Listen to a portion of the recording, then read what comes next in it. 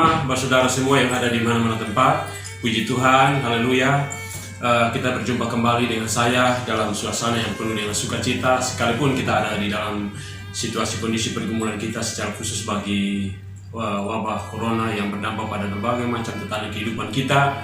Dan tentu Bapak Mama ini satu pergumulan bersama untuk bagaimana kita keluar dari persoalan ini, dari setiap situasi ini, dan kita tetap teguh kuat di dalam Tuhan. Untuk itu lewat program Mesbah Doa dan Renungan, kita bersama-sama berdoa, bergumul, dan bersharing firman Tuhan, saling meneguhkan satu sama yang lain. Terima kasih Bapak Mama Saudara Kristus Tuhan, mari kita berada di hadapan Tuhan, kita berdoa. Bapa, di dalam nama Tuhan Yesus Kristus Tuhan kami, haleluya, haleluya. Tuhan, terima kasih atas kasih karunia-Mu di saat situasi dunia sedang mengalami satu bencana yang sangat luar biasa, bahkan di bangsa kami Indonesia dari Sabang sampai Merauke, di daerah kami masing-masing, di mana kami tinggal, kami hidup, di mana dampaknya begitu terasa. Tuhan, banyak saudara-saudara kami yang telah meninggal, banyak yang saat ini terkapar virus corona di rumah sakit, di ruang isolasi, dan berdampak kepada seluruh kehidupan kami. Tuhan, tentu segala sesuatu sedang diupayakan, tetapi terbatas kuasanya. Tapi Tuhan, satu hal, bahwa Engkau tidak terbatas kuasa-Mu Tuhan. Engkau tidak pernah ingkar janji di dalam nama Yesus. Untuk itu Tuhan, saat ini di dalam Mesbah Doa dan Renungan ini menjadi salah satu pergumulan untuk kami sama-sama dapat menyatakan kemuliaan Tuhan, bahwa Yesus itu ada dan senantiasa memberikan jalan keluar, memberikan tuntunan, dan memberikan pengharapan. Jaminan itu ada dalam nama Yesus. Terima kasih kuasa Allah bekerja lewat Roh Kudus yang berkuasa bagi kami semua, supaya lewat semua ini menjadi berkat bagi kami, dan kami merasakan ada kekuatan kuasa Tuhan. Haleluya, haleluya. Dalam nama Yesus kami berdoa. Amin. Bapak Saudara Kristus Tuhan, dalam Mesbah Doa dan Renungan kali ini saya akan membawa firman Tuhan di dalam kitab Injil Yohanes pasal 8 ayat yang pertama sampai dengan 11. Tetapi Yesus pergi ke Bukit Zaitun. Pagi-pagi benar ia berada lagi di bait Allah, dan seluruh rakyat datang kepadanya. Ia duduk dan mengajar mereka. Maka ahli-ahli Taurat dan orang-orang Farisi membawa kepadanya seorang perempuan yang kedapatan berbuat zina. Mereka menempatkan perempuan itu di tengah-tengah, lalu berkata kepada Yesus, "Rabi, perempuan ini tertangkap basah ketika ia sedang berbuat zina. Musa dalam hukum Taurat memerintahkan kita untuk melempari perempuan-perempuan yang demikian. Apakah pendapatmu tentang hal itu?" Mereka mengatakan hal itu untuk mencobai dia, supaya mereka memperoleh sesuatu untuk menyalahkannya. Tetapi Yesus membungkuk lalu menulis dengan jarinya di tanah. Dan ketika mereka terus-menerus bertanya kepadanya, ia pun bangkit berdiri lalu berkata kepada mereka, "Barang siapa di antara kamu yang tidak berdosa, hendaklah ia pertama melempari batu kepada perempuan itu." Lalu ia membungkuk pula dan menulis di tanah. Tetapi setelah mereka mendengar perkataan itu, pergilah mereka seorang demi seorang, mulai dari yang tertua. Akhirnya tinggallah Yesus seorang diri dengan perempuan itu yang tetap di tempatnya. Lalu Yesus bangkit berdiri dan berkata kepadanya, "Hai perempuan, di manakah mereka? Tidak adakah seorang yang menghukum engkau?" Jawab Yesus, jawabnya, "Tidak ada Tuhan." Lalu kata Yesus, "Aku pun tidak menghukum engkau, pergilah dan jangan berbuat dosa lagi mulai dari sekarang." Haleluya. Bapak Mama Saudara Kristus Tuhan, ini bagian firman Tuhan.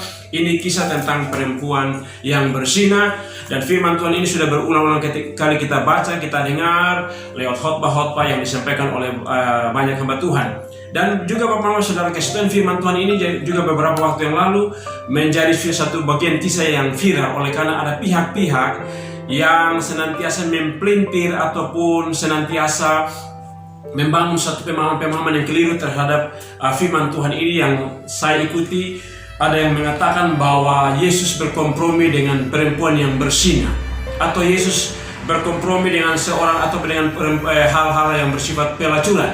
Namun saudara kekasih Tuhan, dari kisah ini tentu saya mengambil satu bagian tema, yaitu Tuhan Yesus sangat mengampuni tetapi tidak berkompromi dengan dosa. Tuhan Yesus sangat mengampuni tetapi tidak berkompromi dengan dosa. Bapak Saudara kekasih Tuhan, ini yang kemudian kita belajar beberapa hal di sini. Bahwa yang pertama, bahwa saya ingin mengatakan di sini bahwa Tuhan Yesus memberikan pengampunan atas persoalan yang sedang dihadapi oleh perempuan yang didapati bersinah. Tentu bahwa ini dia menyatakan di saat dimana para ahli Taurat, orang-orang pintar, orang-orang yang punya kemampuan tentang Alkitab, hukum Taurat dan lain sebagainya, dan juga orang Farisi ingin mencobai Yesus dan untuk mencari kesalahan, kelemahan-kelemahan daripada Yesus. Dan inilah salah satu hal yang mereka datang, bawa perempuan yang kedapatan bersinah. Tetapi yang luar biasa di sini bahwa Tuhan Yesus menanggapi semua itu dengan tipu muslihat mereka, dengan kemunafikan mereka, dengan perkataan yang sangat berkelas, sangat berkuasa, yang membuktikan bahwa Yesus Kristus adalah Tuhan Allah, Sang Pemberi Pengampunan. Dan oleh Dia Alkitab juga mengatakan bahwa setiap umat manusia mengalami penebusan, mengalami pengampunan dosa. Dan Bapak Saudara sekalian, yang pertama di sini kita belajar adalah bahwa Yesus mengampuni karena ada di dalam hatinya belas kasihan atau kasih. Bapak Saudara kasih Tuhan, kita baca di ayat yang ke-10 dikatakan di sini. Lalu Yesus bangkit berdiri dan berkata kepadanya, "Hai perempuan, di manakah mereka? Tidak adakah seorang menghukum engkau?" Jawabnya, "Tidak ada Tuhan." Lalu kata Yesus, ayat 11, jawabnya, "Tidak ada Tuhan." Lalu kata Yesus, "Aku pun tidak menghukum engkau. Pergilah, jangan berbuat dosa lagi mulai dari sekarang." Haleluya. Hal yang pertama tadi saya katakan bahwa Tuhan Yesus mengampuni karena di dalam hatinya ada belas kasihan, ada cinta kasih, ada kasih. Dalam konteks ini bahwa yang tadi bahwa para ahli Taurat dengan orang Farisi punya misi satu tujuan, mencari kesalahan Tuhan Yesus. Mereka itu bersifat munafik dan untuk mencari kelemahan-kelemahan. Juga kita menemui saat sekarang situasi dan kondisi seperti ini juga kita menemui banyak hal yang sering terjadi. Melihat seseorang dalam kesalahan, kita cenderung untuk memvonis dia, kita cenderung untuk menyalahkan dia, menghakimi dia. Padahal kita tidak tahu bahwa dalam diri kita ada kelemahan, ada kekurangan kita. Dan untuk itu Bapak Mama Saudara, Tuhan Yesus memberikan satu pembelajaran di sini bahwa Dia memberikan pengampunan karena di dalam hatinya ada belas kasihan, ada kasih yang melekat dalam dirinya. Dan itu yang terbukti dengan firman Tuhan yang kemudian menyatakan bahwa Dia adalah firman Allah yang hidup di dalam dunia. Dan kemudian dalam Yohanes 3 ayat 16 dikatakan bahwa karena begitu besar kasih Allah akan dunia ini sehingga Ia telah mengaruniakan anak yang tunggal supaya setiap orang yang percaya kepadanya tidak binasa melainkan beroleh hidup yang kekal. Belas kasihan Allah yang ada di dalam diri Yesus, itulah yang Dia nyatakan kepada orang banyak pada waktu itu, bahwa kalau siapa yang tidak ada yang berbuat dosa, dia yang orang pertama duluan lempar. Tapi apa yang kemudian mereka jalan, mereka semua hilang, membuktikan bahwa mereka punya kesalahan, mereka punya kemunafikan dan semua itu. Yesus memberikan pengampunan karena ada belas kasihan. Mereka tidak ada di dalam diri mereka, tidak ada pengampunan, tidak ada kasih, sehingga mereka memvonis perempuan itu. Tapi sebaliknya Yesus memberikan pengajaran bahwa memberikan belas kasihan atau ada pengasihan, ada belas kasihan dalam diri kita. Adakah hati kita ini penuh dengan belas kasihan? Melihat orang yang telah bersalah, melihat orang yang mengalami suatu kekurangan, kelemahan, dia jatuh ke dalam dosa. Kasih Tuhan Yesus bisa saja memakai aturan sebagaimana yang diangkat oleh para ahli Taurat dan orang Farisi tentang hukum Taurat, karena Tuhan Yesus berpijak pada dasar karena secara manusia Tuhan Yesus adalah keturunan bangsa Israel, keturunan dari bangsa Yahudi yang kemudian harus taat tunduk hukum kepada hukum Taurat sebagaimana yang diajukan oleh para ahli Taurat tadi, bahwa seorang yang kedapatan bersinah, sang perempuan dan perempuan seperti ini, maka menurut hukum Taurat dia harus dihukum mati atau dirajam, dilempari dengan batu. Tetapi kemudian di sini yang Tuhan Yesus tidak melakukan itu semua oleh karena yang tadi bahwa di dalam dirinya ada kasih, ada belas kasihan. Yang berikut bahwa Tuhan Yesus bisa saja juga untuk melakukan penghukuman ataupun penghakiman terhadap sang perempuan ini, karena di dalam dirinya adalah ada otoritas Allah, ada kuasa Allah yang menghakimi. Tetapi kemudian dia tidak bisa, dia melakukan ini oleh karena kasih Allah yang ada di dalam dirinya. Itu yang dia harus tunjukkan kepada setiap orang pada saat itu dan bagi setiap umat manusia, bahwa kasih Allah itu yang telah terbukti dia lakukan, yaitu di atas kayu salib lewat pengorbanannya di sana. Dia mempersembahkan itu untuk menambahkan umat manusia dengan Allah sebagai sang pencipta, sebagai sang pemilik hidup ini. Teman saudara kasih Tuhan, itu demikian yang kemudian membuktikan bahwa Tuhan Yesus tidak memberikan satu penghakiman menurut cara manusia. Kita juga terpanggil untuk dalam situasi kondisi seperti ini, jangan karena tekanan, jangan karena masalah kesulitan, kesukaran hidup membuat kita akhirnya kehilangan kasih, kehilangan satu damai sejahtera, kehilangan belas kasihan kepada sesama kita. Ini yang Tuhan Yesus mengajarkan. Satu tekanan yang datang dari pihak ahli Taurat dan juga para orang Farisi di sini tidak membuat Yesus untuk memberikan satu pelayanan kasih ataupun kasih yang dimiliki, kasih Allah, kasih Tuhan, kasih yang terbangun dalam dirinya, yang hidup di dalam dunia ini sebagai manusia, sebagai anak Allah. Itu yang dia mau tunjukkan kepada kita sebagai umat dan orang percaya. Bapak-bapak saudara kekasih Tuhan, yang kedua di sini Tuhan Yesus mau memberikan satu pengajaran adalah bahwa Dia mengampuni.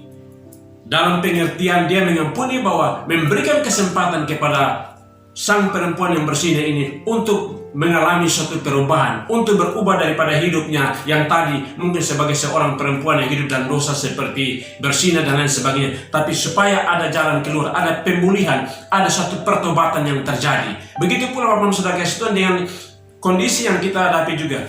Tak kala kita tanpa sadar tidak sadar kita hidup di dalam dosa, kita hidup terjerumus dalam kesalahan demi kesalahan. Tetapi kehidupan kita yang masih ada kesempatan hidup ini, maka Tuhan memberikan satu anugerah pengampunannya lewat pengorbanannya di atas kayu salib itu, untuk kita boleh memperoleh suatu jalan kesempatan untuk membenahi diri, untuk memperbaiki diri supaya kita mengalami keselamatan kekal sesuai dengan yang sering kita katakan, yang sering kita khotbahkan, dan firman Tuhan menjamin itu bahwa Dialah Yesus sang pemberi pengampunan dan memiliki otoritas atas semua itu. Bapak saudara kekasih Tuhan, itu yang memberikan satu jaminan kepada kita. Karena Tuhan Yesus itulah yang punya kuasa, yang punya hak di dalam dunia ini untuk memberikan pengampunan bagi setiap umat manusia. Kita baca di dalam Lukas pasal 5 ayat yang ke-24. Tetapi supaya kamu tahu bahwa di dunia ini anak manusia berkuasa mengampuni dosa. Haleluya. Tuhan Yesus memiliki otoritas dan kuasa untuk mengampuni dosa dunia. Dan terbukti bahwa dia membuktikan dirinya, yaitu lewat perkataan ucapannya di atas kayu salib. Pengorbanannya di atas kayu salib sebagai suatu pengorbanan yang membuktikan kepada dunia bahwa Dialah sang penebus dosa umat manusia bagi setiap saya dan saudara. Untuk itu Bapak Saudara kasih Tuhan, ini suatu anugerah kesempatan bagi kita semua untuk kita hidup, untuk bagaimana mempermuliakan Dia sebagai Tuhan Sang Juru Selamat yang telah diberikan otoritas dan kuasa, dan pemilik kuasa itu yang telah menyatakan bagi kita semua. Bapak Saudara kasih Tuhan, juga di dalam kitab Roma pasal yang 3 ayat yang ke-23 sampai dengan 25 berkata demikian. Karena semua orang telah berbuat dosa dan telah kehilangan kemuliaan Allah, dan oleh kasih karunia telah dibenarkan dengan cuma-cuma karena penebusan dalam Kristus Yesus. Kristus Yesus telah ditentukan Allah menjadi jalan pendamai karena iman dalam darahnya. Haleluya. Tuhan Yesus tadi memiliki kuasa untuk ataupun berhak untuk mengampuni setiap dosa umat manusia. Siapapun, tidak ada pandang siapapun dia statusnya. Yang penting bagaimana dia mau hidup datang untuk memohon belas kasihan dan pengampunan daripada Tuhan. Bukti yang tadi di atas kayu salib, di sanalah dia menebus dosa umat manusia.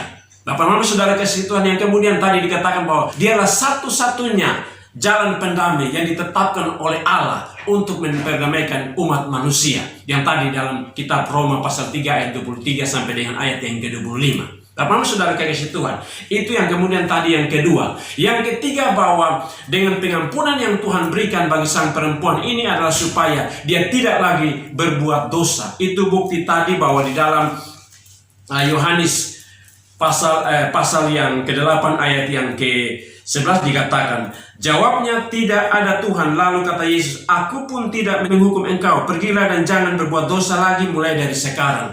Ini membuktikan bahwa Yesus Kristus Tuhan memberikan pengampunan. Dia sangat mengampuni. Dia sangat mengasihi kita semua, mengasihi semua umat manusia. Tetapi dia tidak berkompromi dengan dosa. Sehingga sesuai dengan tema bahwa Tuhan Yesus sangat mengampuni tapi tidak berkompromi dengan dosa. Sehingga setiap orang yang kemudian, banyak orang yang kemudian antikris dan lain sebagainya yang berkata bahwa Tuhan Yesus seolah berkompromi dengan perempuan berdosa, ini terbukti di sini. Dia sangat mengasihi, dia mengampuni, ada belas kasihan. tetapi dia tidak berkompromi dengan dosa. Dia katakan kepada perempuan ini, pergilah dan mulai dari sekarang tidak boleh berbuat dosa. Haleluya. Itu Bapak Saudara kasih Tuhan. Semua itu membuktikan bahwa dialah Tuhan Yesus sang sumber, memberi pengampunan, memberi pengasihan, memberikan kasih, dan membuktikan itu lewat pengorbanannya di atas kayu salib.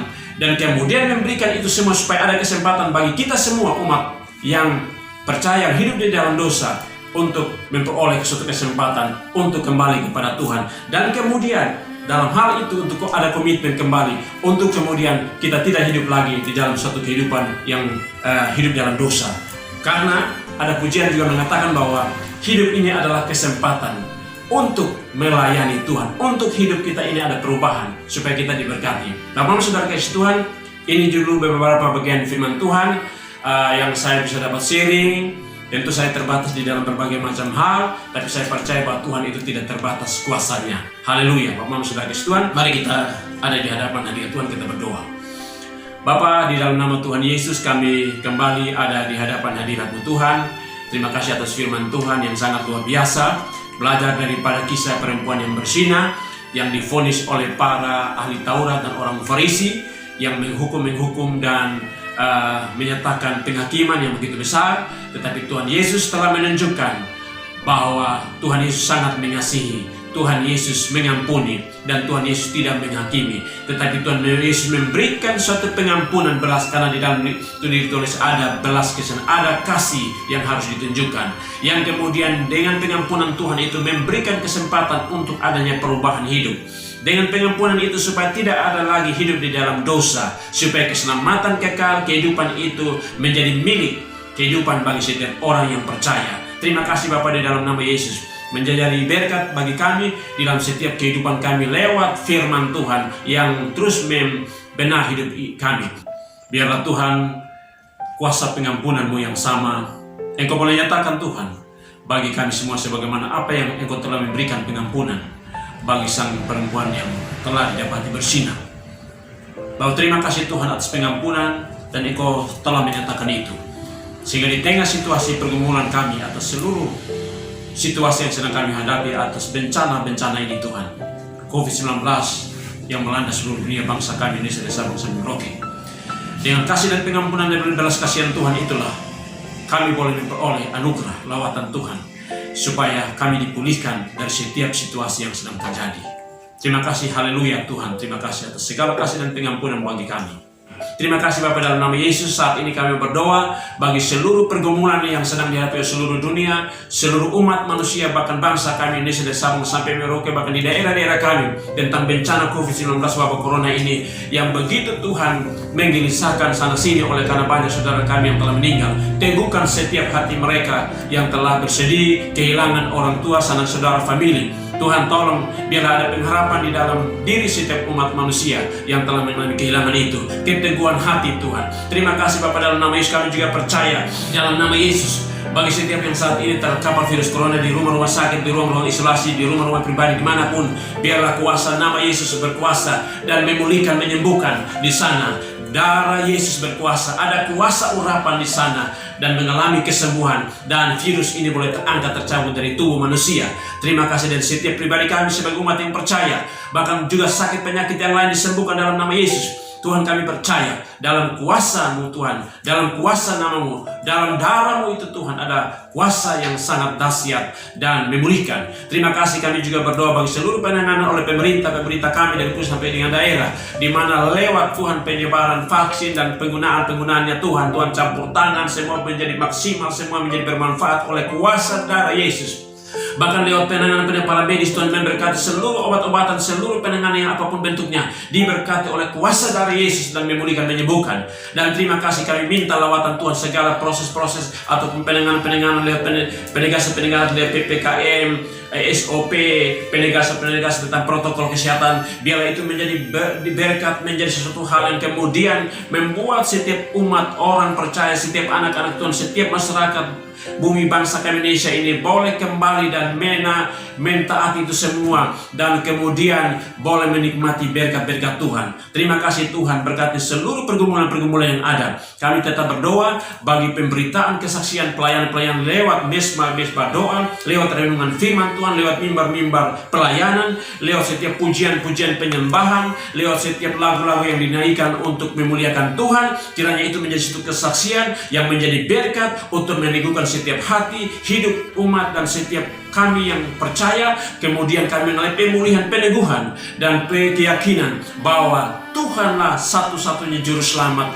yang memulihkan, yang menyembuhkan, yang kemudian memberikan jaminan tentang kehidupan kekal. Terima kasih, kami percaya di dalam nama Yesus badai ini pasti berlalu, dan Tuhan memberkati kami semua, melindungi kami semua dari setiap situasi yang ada ini Tuhan. Terima kasih Bapa, di dalam nama Yesus ini sembahyang doa kami. Begitu banyak pergumulan kami, tapi kami percaya satu hal, di dalam nama Yesus kami telah memperoleh jawaban sesuai dengan kehendak dan maksud Tuhan. Terpuji namamu, dalam nama Yesus kami berdoa. Haleluya. Amin.